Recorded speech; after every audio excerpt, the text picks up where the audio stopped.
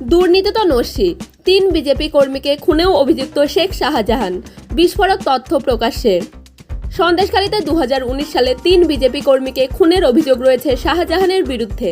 সন্দেশখালী কাণ্ড নিয়ে তোলপাড় গোটা রাজ্য। তখন নতুন করে আবার সামনে এলো খুনের মামলা।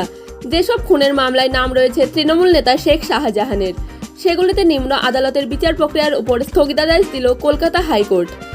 সন্দেশখালীতে 2019 সালে 3 বিজেপি কর্মীকে খুনের অভিযোগ রয়েছে শাহজাহানের বিরুদ্ধে। শেখ শাহজাহানের বিরুদ্ধে খুনের অভিযোগ পরিবারের। নিম্ন আদালতের বিচারপতির উপর অন্তর্বর্তী স্থগিতাদেশ বিচারপতি জয় সেনগুপ্তের। যদিও পুলিশি তদন্তে কোনো স্থগিতাদেশ দিল না আদালত। এই মামলার কেস ডায়েরি তলব করল আদালত। 21শে ফেব্রুয়ারি পরবর্তী শুনানি রয়েছে এই মামলার। তদন্ত ঠিক করে না হয়ে থাকলে আবারও তদন্তের নির্দেশ দেওয়া হবে পর্যবেক্ষণ বিচারপতির।